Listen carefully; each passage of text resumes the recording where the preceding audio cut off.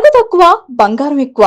BNR golden diamonds, Vijayawada, Bengaluru, Vizag. మాతో పాటు ఉన్నాడు మా గఫూర్ రెస్లర్. నా ఫేవరెట్ రెజ్లర్. ట్రైలర్ లో చెప్తావు కదా, ఒకసారి చెప్పు. Sir my favourite wrestler is Peddi sir. Ram Charan ఆ లెగ్స్ గానీ అవన్నీ అసలు లుక్ ఎలా ఉంది అసలు సెట్ లో? ప్రాపర్ మజిల్స్ కానీ leg muscles, hand muscles proper అవన్నీ రియల్ సార్. రంగస్థలం కన్నా ముందు చేసిన సినిమాలన్నీ కలిపితే ఒక బంచ్ అయితే ఇది ఒక్క మూవీ ఒక బంచ్ సార్.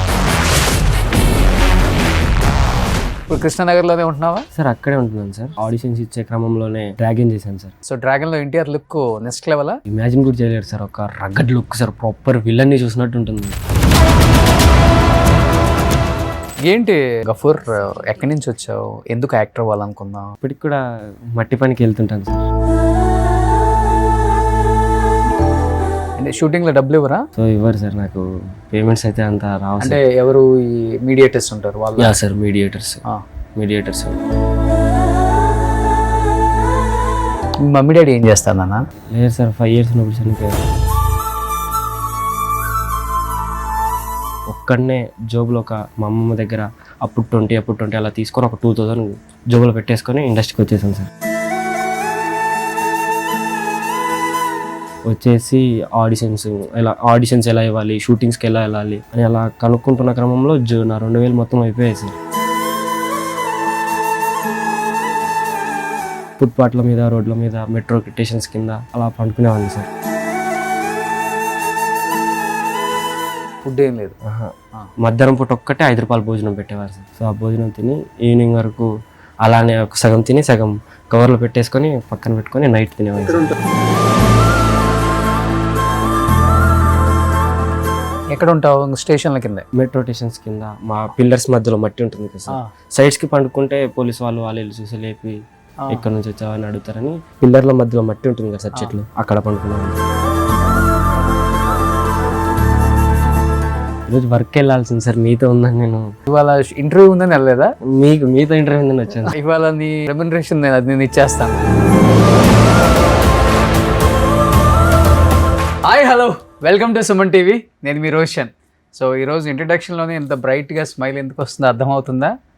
సో ఎల్లుండి పెద్ది రిలీజ్ ఉందన్నమాట. పెద్ది మీద భారీ ఎక్స్పెక్టేషన్స్ అందరికీ ఉన్నాయన్నమాట. తెలుగు స్టేట్స్ ఒకటే కాదు, మొత్తం ఇండియా కూడా వెయిట్ చేస్తుంది మన global mega power star Ram Charan movie కోసం. బట్ పెద్దిలో యాక్ట్ చేసిన ప్రతి రోల్ కూడా బాగా ఐడెంటిఫై అయింది. అందరికీ కూడా మంచి పేరు వచ్చే రోల్సే చేశామని ప్రతి యాక్టర్ చెప్తున్నారు. కాబట్టి బిఫోర్ రిలీజే చాలామంది వాళ్ళ ఎక్స్పీరియన్స్ని షేర్ చేసుకుందాం, రామ్ చరణ్తో వర్క్ చేయడమే చాలా గ్రేట్ అని ఫీల్ అయ్యే చాలామంది యాక్టర్స్ ఛానల్కి వస్తూ ఉన్నారు. కాబట్టి ఆ వచ్చే క్రమంలో మాతో పాటు ఉన్నాడు మా Gafoor wrestler. Hi Gafoor. Hi sir. So నా ట్రైలర్ లో చెప్తావు కదా, యా సార్. ఒకసారి చెప్పు. My favourite wrestler is Peddi sir. రెడీగా ఉన్నావు అసలు ఈ డైలాగ్ ఎప్పుడెప్పుడు చెప్తావని. సో ఫస్ట్ ఈ క్యారెక్టర్ నువ్వు కదా? Yeah sir. వేరే వాళ్ళు అనుకున్నారా? లేదు సార్, నాకు ఫస్ట్ నేను ఒక నార్మల్ ఆడిషన్కి వెళ్ళాను సార్. దాని తర్వాత 1.5 month తర్వాత ఎక్కడ వస్తుందిలే 200 members కాంపిటీషన్ ఉన్నారు నా క్యారెక్టర్కి. ఓకే, నాకు రాదా, అలా నాకు ఎలా వస్తుంది అని ఒక హోప్లో వెళ్ళి ఇచ్చేసి వచ్చేసాను సార్. ఓకే. ఆఫ్టర్ ఒక 1 month తర్వాత నాకు కాల్ వచ్చింది సార్. ఓకే. సో నేను ఇమీడియట్గా వెళ్ళిన తర్వాత నా క్యారెక్టర్కి 8 members నేను లాక్ చేశాను సార్, నా డైలాగ్కి నా క్యారెక్టర్కి. సో దాని తర్వాత ఒకరి తర్వాత ఒకరు చేస్తున్నారు, అయిపోతుంది. పర్టికులర్లీ నేను చేసిన ఎక్స్ప్రెషన్స్, నేను చేసిన బాడీ లాంగ్వేజ్కి బుచ్చిబాబు గారికి బాగా నచ్చింది సార్. ఓకే. ఆఫ్టర్ లంచ్ వరకు 8 members చేశారు, 8 membersని పంపించేశారు సార్.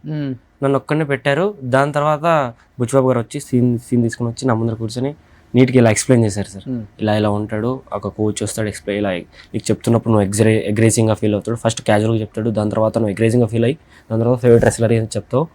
నాకు ఇదంటే ప్రాపర్ ఆయన ఎలా చేయాలో కూడా చేసి చూపించారు సార్. ఓకే, ఒక చిన్న క్యారెక్టర్ అయినా కానీ ఆయన అంత బాగా ఎక్స్ప్లెయిన్ చేశారు. డైరెక్టర్ వచ్చి కో డైరెక్టర్ ఏం చెప్పొచ్చు? లేదు సార్, ఆయన వచ్చి ఎక్స్ప్లెయిన్ చేశారు సార్. చేసిన తర్వాత అప్పుడు నేను గుర్తుకొస్తున్నాను ఒక వెబ్ సిరీస్లో షూట్లో నుంచి వచ్చాను సార్. సో ప్రాపర్ ట్యాన్ అయిపోయి బ్లాక్గా, చాలా బ్లాక్గా ఉండేవాను సార్. వెళ్ళాను, ఓకే సెట్ అయిపోతాడు ఈ అబ్బాయి అన్నారు సార్. ఆఫ్టర్ ఒక 1 month తర్వాత షూట్ పెట్టారు. షూట్కి వెళ్తే ఆ 1 month గ్యాప్లో సో నేను కొంచెం బ్రైట్ అయిపోయాను. తెలంగాణ వచ్చేసావా? మళ్ళీ కొంచెం బ్రైట్ వచ్చేసాను సార్. ఓకే, బ్రైట్ అయ్యాను. సెట్కి వెళ్ళిపోయిన తర్వాత బుచ్చిబాబు ఇట్లా ఎండలో ఒక్కరే కూర్చున్నారు సార్. వెళ్ళి కో డైరెక్టర్ వెళ్ళి చూపించాడు, ఈ అబ్బాయి వచ్చాడు చూడండి ఒకసారి. మొత్తం బ్రైట్ అయిపోయాను. నువ్వేంట్రా ఇలా తెల్లగా అయిపోయావు, నువ్వు ఇంకా వద్దు, ఎవడో కంపెనీ ఆర్టిస్ట్ జూనియర్ ఆర్టిస్ట్ తీసుకుని పెట్టేయండి, సెట్ అవ్వడాడు, ఆ వెయిట్ అయిపోయినాడు మొత్తం అన్నాడు. మేకప్ వేయించుకోవాలంటే 1 కిలోమీటర్ వెళ్ళాలి సార్. గేట్ అవతల పెట్టారు, పోలీస్ గ్రౌండ్ లోపల పెట్టారు సెట్. 700 మెంబర్స్ జూనియర్స్ వచ్చారు ఆ రోజు. అక్కడ ఒక టెన్షన్ అట్ట ఉంది సార్, వేరే జూనియర్ ఏదో ఒక కంపెనీ ఆర్టిస్ట్ పెట్టేయండి అన్నారు. అంటే కొంచెం డార్క్, అంటే వైట్ కలర్ లేనివాడు ఉండాలి, డార్క్ ఉండాలి, ఆ విలేజ్ ప్రాపర్ విలేజ్ లో.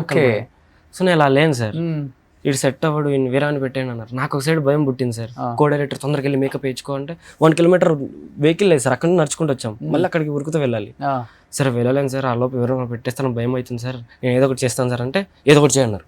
పక్కనే బాత్రూమ్ ఉంటే బాత్రూమ్ పక్కన ఒక పూల తొట్టి ఉంటే పూల తొట్టిలోంచి మట్టి మొత్తం తీసేసుకొని షర్టు ప్యాంట్ ఇప్పేసి మట్టి మొత్తం తీసుకొని రుద్దుకున్నాను సార్. అది మొత్తం రుద్దుకుంటుంటే అవ్వట్లేదు సార్ అని బాత్రూమ్లోకి వెళ్ళి వాటర్ తీసుకొని వాటర్ మొత్తం పోసేసుకొని మట్టి మొత్తం తీసుకొని రుద్దేసుకొని మొత్తం షార్ట్ మొత్తం ఇప్పేసాను. మానిటర్ వెనకాల 200 మెంబర్స్ జూనియర్స్ దాకా ఉన్నారు సార్, లేడీస్ అమ్మాయిలు వాళ్ళందరూ ఆంటీస్.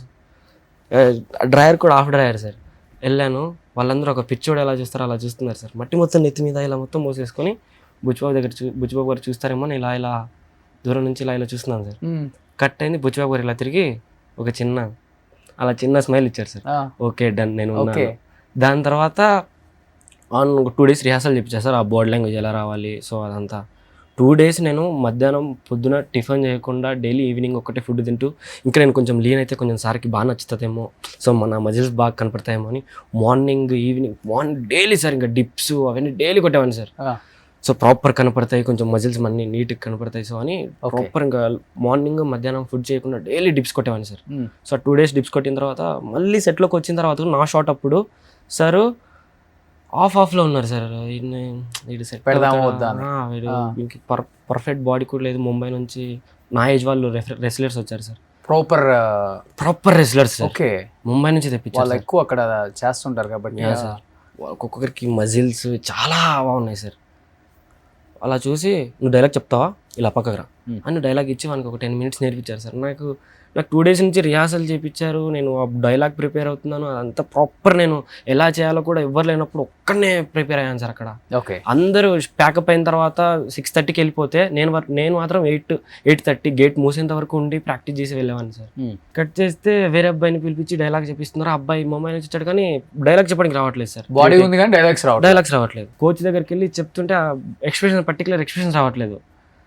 సార్ కూడా విసిగెత్తిపోయారు విని విని విని. నేను పక్కకి వెళ్ళి ఆ కోపంలో ఏడించుకుంటూ ఒక 20 డిప్స్ కొట్టి కో డైరెక్టర్ గారికి సార్ నేను ఇట్లా ప్రిపేర్ అయ్యాను సార్, నాకు ఇట్లా పక్కన పెట్టేశారు సార్, ఒక్క టేక్ చేస్తాను సార్, అలా ఒక్క టేక్ చేస్తాను సార్, నేను అన్ని రోజులు ప్రిపేర్ అయినందుకు ఒక్క టేక్ చేస్తాను సార్ అని రిక్వెస్ట్ చేసుకున్నాను సార్. దాని తర్వాత వెళ్ళి చేశాను బుచ్చిబాబు గారు అన్నారు. ఎలా చేసావు ఒకసారి చూపించి, కోపంలో డిప్స్ కొట్టి. 2 3 4 5 6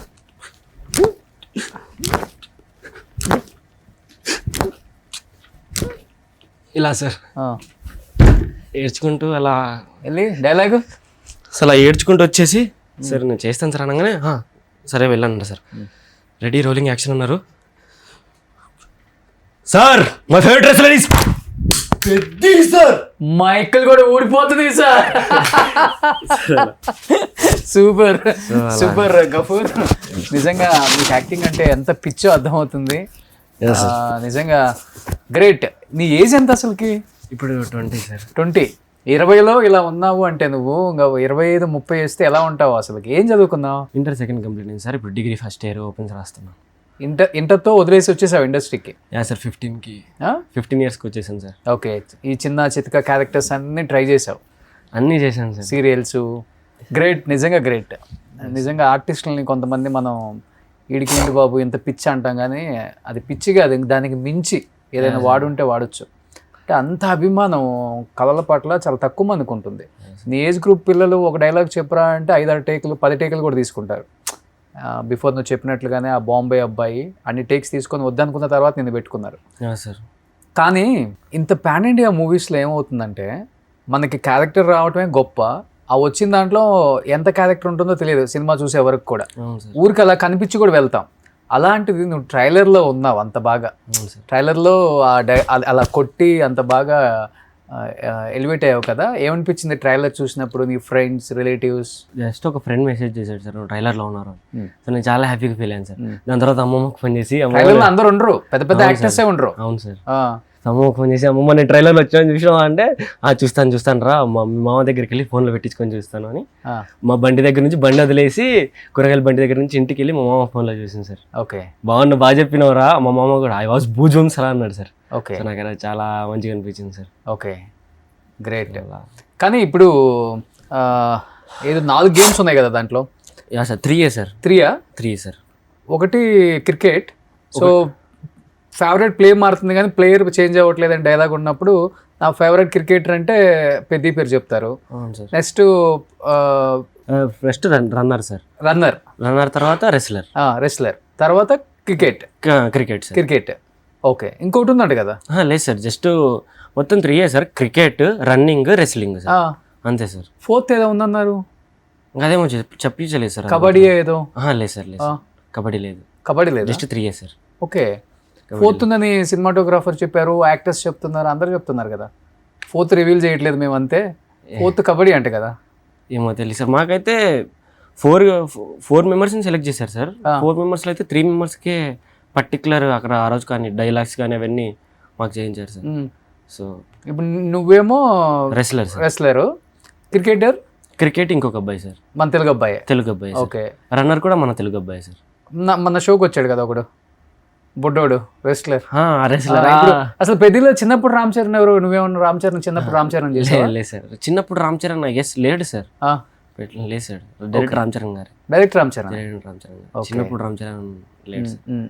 సో ఇప్పుడు రామ్ చరణ్ గారితో వర్క్ చేసావు కదా, ఎలా అనిపించింది 3 days working experience with Ram Charan గారు? ఎలా సపోర్ట్ చేస్తారు, ఎలా ఉంటారు సెట్లో, ఎలా మాట్లాడతారు?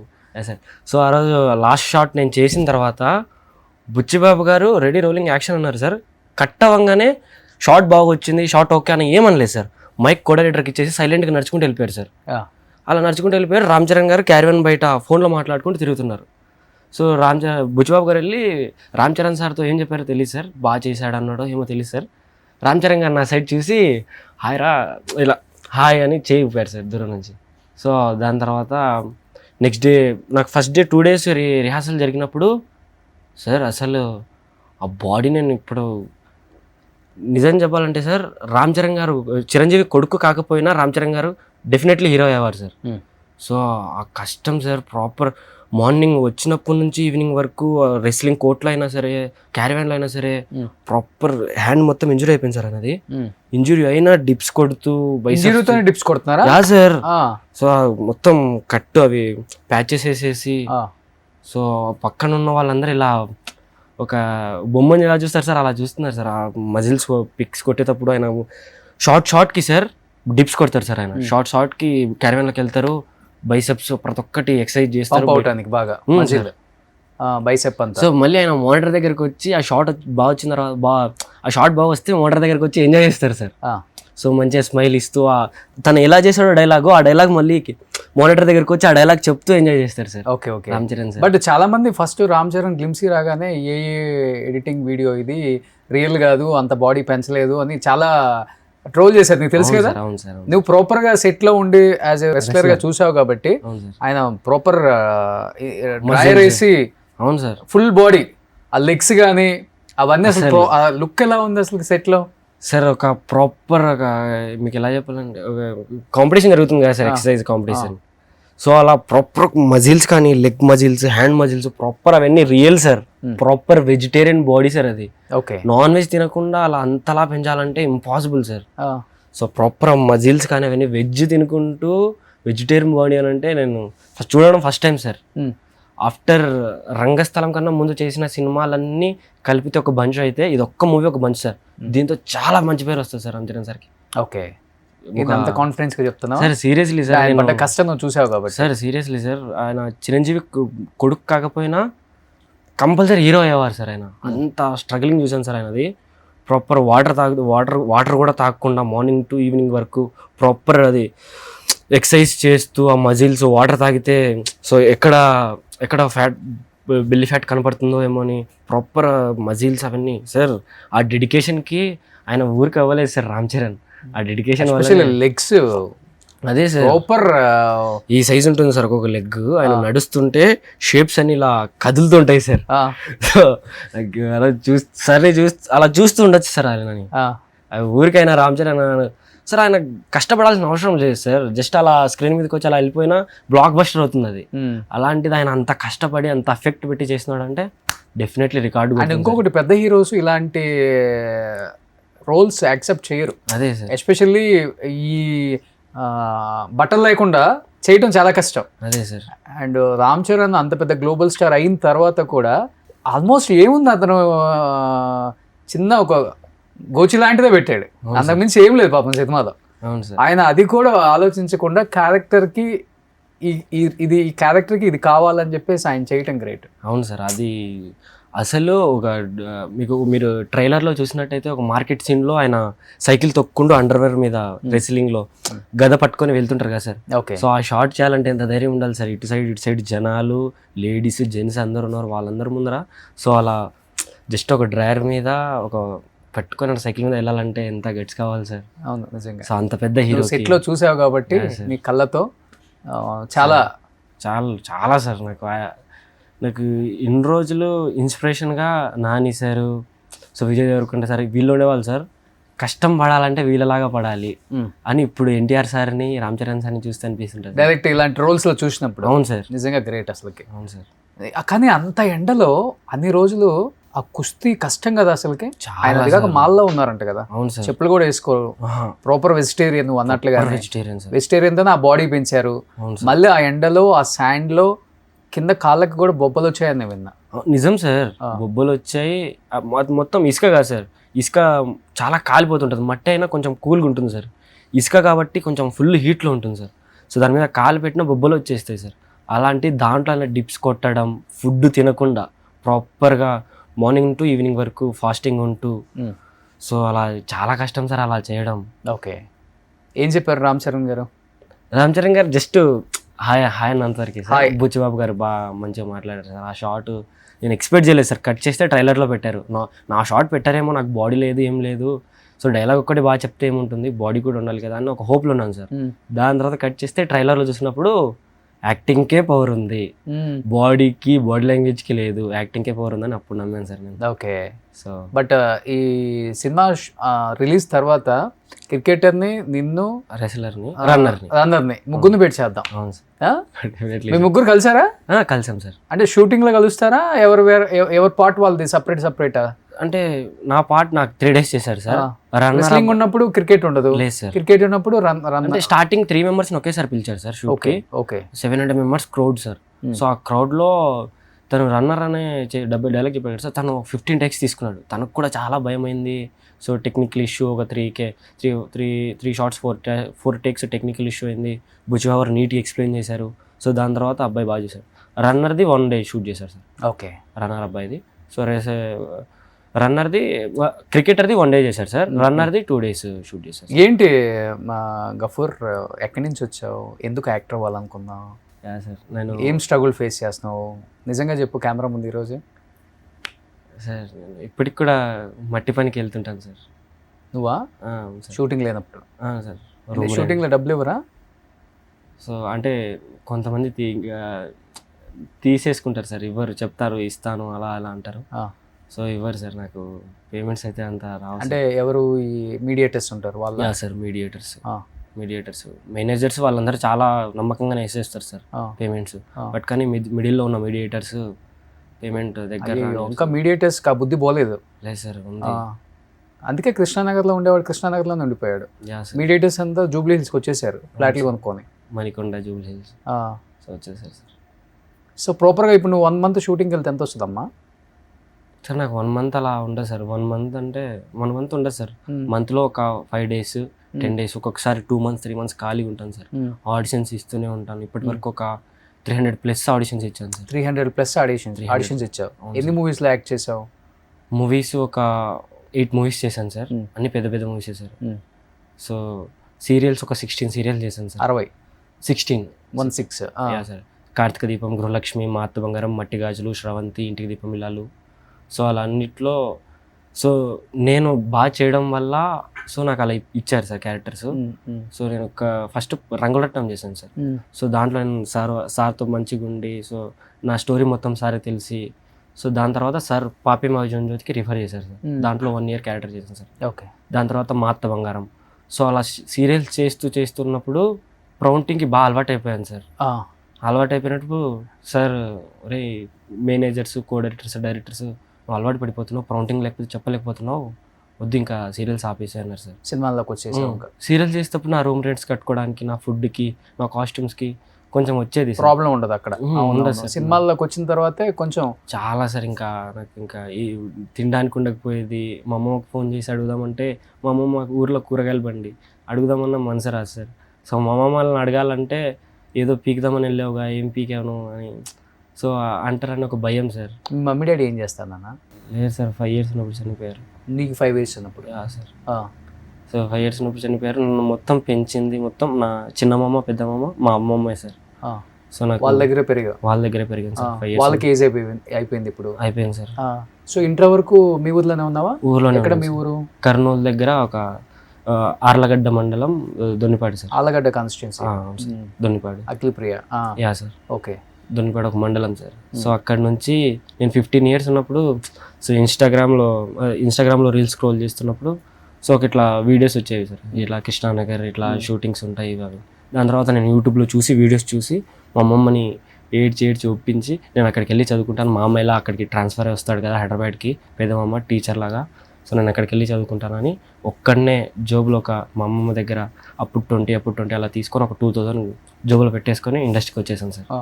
వచ్చేసి ఆడిషన్స్ ఎలా ఇవ్వాలి, షూటింగ్స్కి ఎలా వెళ్ళాలి అని అలా కనుక్కుంటున్న క్రమంలో నా 2000 మొత్తం అయిపోయాయి సార్. ఏం చేయాలో అర్థం కాకపోయేసరికి ఫుట్పాత్ల మీద, రోడ్ల మీద, మెట్రో స్టేషన్స్ కింద అలా పండుకునేవాడిని సార్. సో అలా ఒక 1 month పండుకున్న తర్వాత షూటింగ్స్కి వెళ్ళలేదు. లేదు సార్, ఫుడ్ ఏం లేదు. మధ్యాహ్నం పూట ఒక్కటే 5 రూపాయలు భోజనం పెట్టేవారు సార్.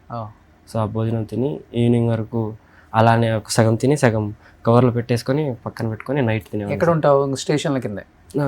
మెట్రో స్టేషన్స్ కింద. మా పిల్లర్స్ మధ్యలో మట్టి ఉంటుంది కదా సార్.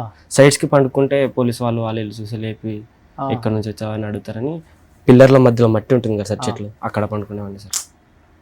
సో అక్కడ నుంచి కాంటాక్ట్స్ క్రియేట్ చేసుకొని సీరియల్స్కు ఒక్కొక్క సీరియల్ చేసుకుంటూ క్యారెక్టర్స్ డెవలప్ చేసుకుంటూ నా ఫస్ట్ సీరియల్ రంగులట్టం సార్. సో దాంట్లో 20 days చేశాను. సార్కి ఆ రోజు డైరెక్టర్ గారికి బాగా నచ్చి నాకు నా క్యారెక్టర్ని మూవ్ ఆన్ చేశారు. దాని నుంచి ఆ సార్ నా స్టోరీ మొత్తం విన్న తర్వాత వేరే సీరియల్కి రిఫర్ చేయడం. సో ఆ సార్ వేరే సీరియల్కి రిఫర్ చేయడం. దాని తర్వాత ఒక మేనేజర్ రిఫర్ చేయడం. సో అలా 16 సీరియల్ చేశాను సార్. సో చేసిన తర్వాత మనకి బాగానే ఉండేది సార్. ఇంకా వాళ్ళందరూ అన్న తర్వాత అది నిజమేమో, నేను కూడా చేయలేకపోతున్నాను కదా అని మూవీస్లోకి వచ్చాను సార్. ఇంకా సీరియల్స్ మంచి ఆపర్చునిటీస్ వచ్చాయి సార్ సీరియల్స్లో. ఇంకా నేనే వద్దనుకొని వద్దులేదు మూవీస్ చేయి సార్. మూవీస్ చేయడం స్టార్ట్ చేశాను. లైఫ్ బట్ ఇనిషియల్గా కొంచెం స్ట్రగ్లింగ్ అయితే ఉంది చాలా సార్, చాలా సార్. సో ఇప్పుడు ఏంటి అసలుకి నీకు మంత్కి జరుగుతుంది అసలుకి? లేదు సార్, రాదు సార్. ఈరోజు వర్క్ వెళ్ళాల్సింది సార్, మీతో ఉందని నేను వెళ్ళాలి. ఇవ్వాలి నువ్వు మట్టి పనికి సార్. ఏం చేస్తావు వెళ్ళి? ఏం పని చేయాలి నువ్వు? ఒక అపార్ట్మెంట్ ఉన్నప్పుడు అపార్ట్మెంట్ చుట్టూరు మొక్కలు ఉంటాయి కదా. అవునమ్మా. సో ఆ మట్టి మొత్తం తవ్వి గుంతలు తీసేసి గుంతలో చెట్లు నాటాలి. ట్రాక్టర్ నుంచి మట్టి వస్తుంది, ఆ మట్టి మొత్తం తీసుకొని వెళ్ళి చెట్లు పెట్టేసి మట్టి మూసేసి ఒక డైలీ ఒక 600-700 అంటే 60-70-80 అలా మొక్కలు నాటాలి సార్. అలా ఒక 1 weekలో 600-700 అలా కంప్లీట్ చేయాలి. సో షూటింగ్ ఉన్నప్పుడు షూటింగ్కి వెళ్తావు? షూటింగ్ ఉన్నప్పుడు నేను మట్టి పనిలోంచి మధ్యలోంచి వచ్చేస్తాను సార్. ఆడిషన్స్ ఉన్నాయి ఏమన్నా నేను చెప్పేసి అన్న నాకు ఆడిషన్ ఉందంటే ఇప్పుడు పిలుస్తున్నారు, తొందరకి వెళ్ళి రూమ్కి వెళ్ళి రెడీ అయిపోయినా వెళ్ళాలన్నా అంటే వెళ్ళిపోవాలి. రెడీ అయిపోయి మళ్ళీ కాస్ట్యూమ్స్ వేసుకొని మట్టి పనికి పోయేటప్పుడు ఎట్లా ఉంటావు? మట్టి పనికి వెళ్ళినప్పుడు ఒక షార్ట్, ఒక టీ-షర్ట్ వేసేసుకొని ఒక బాటిల్ అయిపోతావు కదా. అవును, యాక్టర్ అంటే మరి అందంగా సన్ స్క్రీన్ పూసుకుంటాను సార్. సో నా ఫేస్ ఒక కలర్, నా హ్యాండ్ ఒక కలర్ కనపడుతుంది సార్. ఇప్పుడు నిన్న కూడా వెళ్ళావా? మొన్న వెళ్ళాను సార్. సో మట్టి పనికి వెళ్ళినప్పుడల్లా ట్యాన్ అయిపోతాం. ఫేస్ కి ఒక సన్ స్క్రీన్ పూసుకుంటావు. ఇంకేం పెట్టుకోవా? లేదు సార్, క్యాప్ పెట్టేసుకొని మాస్క్ పెట్టేసుకుంటాను సార్. సో పెట్టేసుకొని చేస్తాను సార్. మార్నింగ్ 9 నుంచి ఈవినింగ్ 6:30 వరకు చేసేసి. ఎంత ఇస్తారు? స్పాట్ 900 ఇస్తాడు సార్. 900 ఇస్తాడు. ఒక పెట్రోల్కి 200, అప్పుడే పెట్రోల్ 200 పట్టించేసుకొని 500 ఫుడ్కి పెట్టేసుకొని ఆఫీస్లోకి వెళ్తాను. ఇవాళ ఇవాళ ఇంటర్వ్యూ ఉందని వెళ్ళలేదా? మీతో ఇంటర్వ్యూ ఉందని వచ్చాను సార్. సార్ నేను 6 ఇచ్చాను సార్. సో 6 సరే, ఇచ్చాను ఇవాళ నీ రెమ్యునరేషన్ నేను ఇచ్చేస్తాను సార్. కానీ నిజంగా చాలా ఇన్స్పిరేషన్గా ఉంది నీ స్టోరీ వింటుంటే.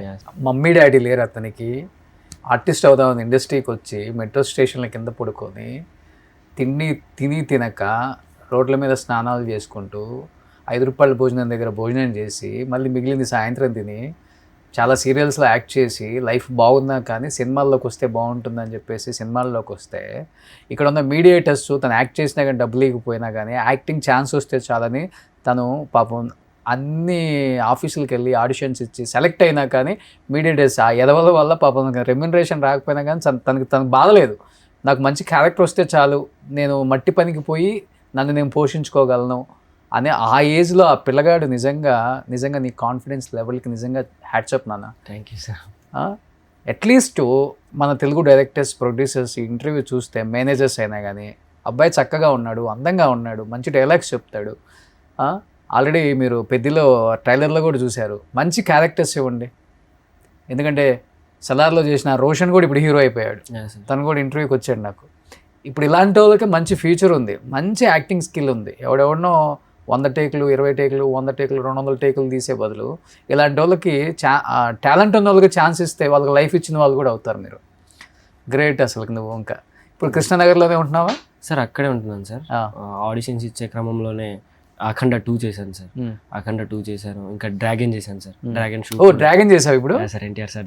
ప్రశాంత్ నీల్ది ఎలా జరుగుతుంది షూటు? ఎలా ఉంది రోలు ఎన్టీఆర్ గారిది? సో సార్ని ఒక డిఫరెంట్ లుక్లో చూడొచ్చు సార్. అసలు నా సెట్కి వెళ్ళినప్పుడు నా నార్మల్గా తీసుకుని వెళ్ళారు సార్. అక్కడ తీసుకెళ్ళిన తర్వాత ఒక 300 మెంబర్స్ జూనియర్స్లో ఒక ఆడిషన్స్లో సెలెక్ట్ అయ్యి నన్ను ఒక్కని అనుకున్నాను సార్. బట్ కానీ 20 మెంబర్స్ని తీసుకుని వెళ్ళారు అక్కడికి వెళ్ళిన తర్వాత జూనియర్స్ ముందు నిలబడి వాళ్ళకి ఎక్స్ప్రెషన్స్ రావు కదా జూనియర్స్కి, మీరు ముందర ఉంటే కొంచెం ఎక్స్ప్రెషన్స్ వస్తాయని మమ్మల్ని ముందర పెట్టారు సార్. సో ఒక అబ్బాయి వర్క్షాప్లో బాగా చేశాడు, వర్క్షాప్లో బాగా చేశాడు, అంత బాగా చేశాడు సార్. షూట్లోకి వచ్చేసరికి బాగా చేయట్లేదు. ఓ ఫ్యామిలీ ఆ జనాల లోపల నుంచి వస్తుంటుంది, అల్లరి జరుగుతుంటుంది. సో అబ్బాయి బాగా చేయట్లేదు సార్. ప్రశాంత్ నీల్ సార్ని చూసేసరికి భయపడుతున్నాడు. వర్క్షాప్కి రాడు, డైరెక్ట్ ఆఫీస్కి కూడా రాడు sir. Prashanth Neel sir direct షూట్కి వచ్చేస్తారు. సో అబ్బాయి షూట్కి వచ్చేసరికి బాగా చేయట్లేదు sir.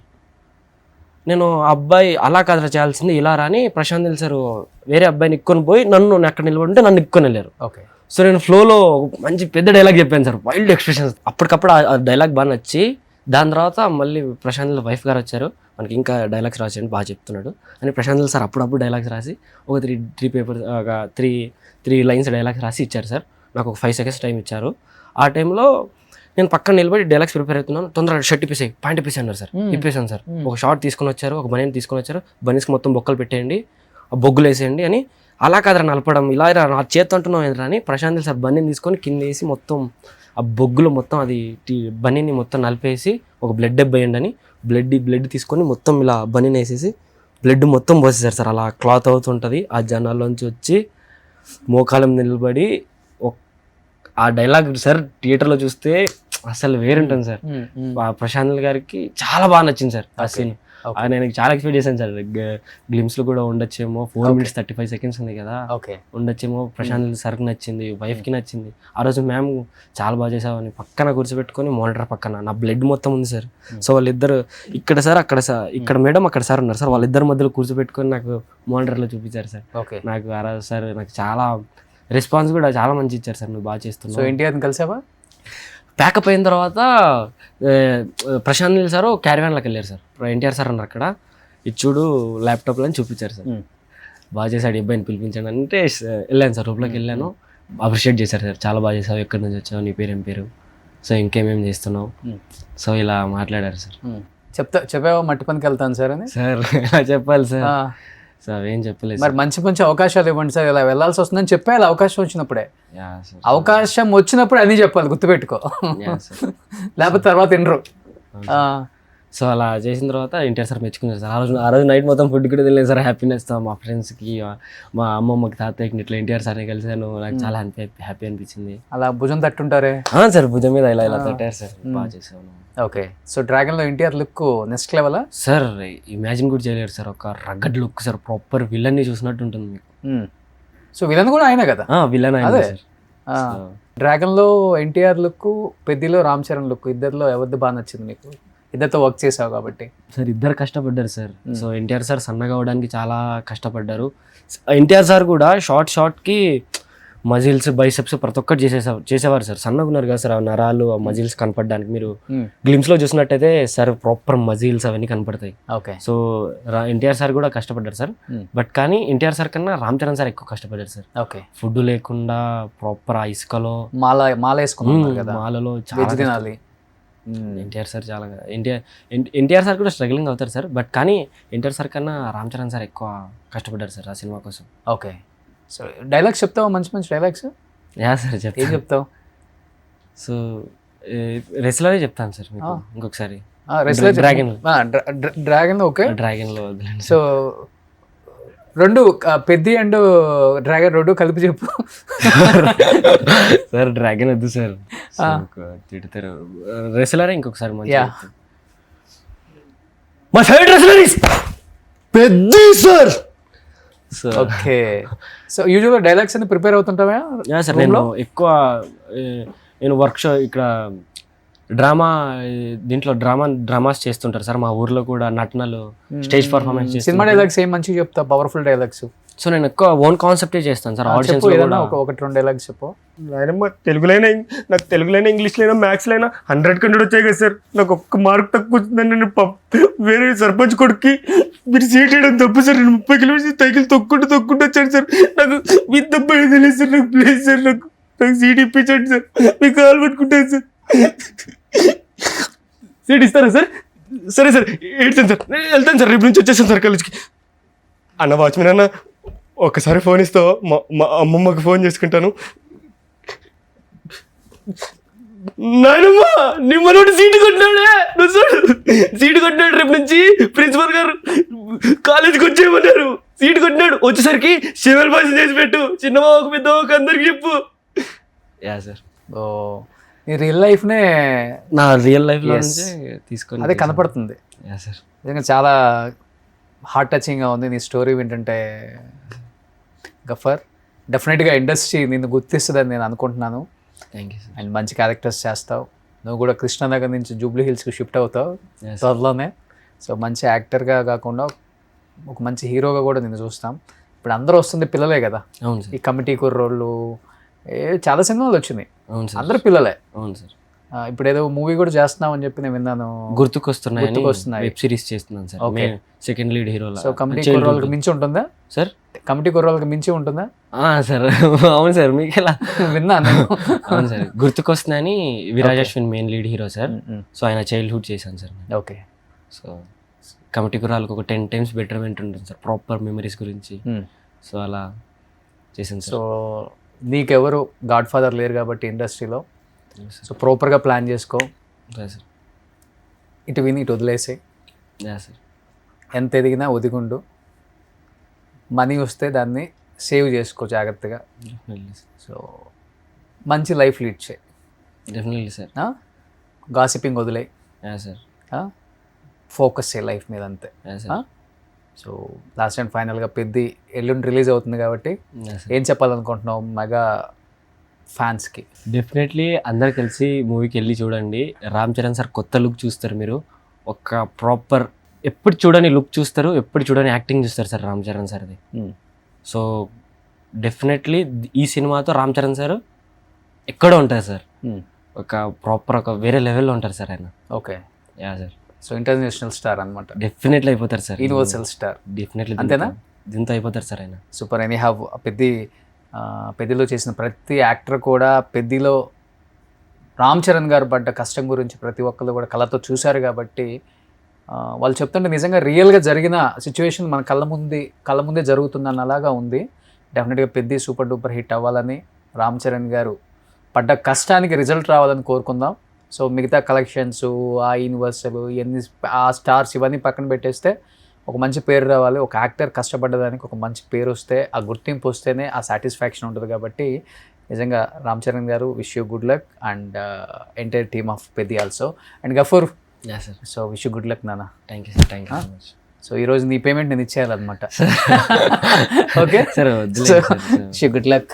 Thank you sir, thank you so much sir. So future మంచిగా డిజైన్ చేసుకో. డెఫినెట్లీ ఓకేనా, బాయ్.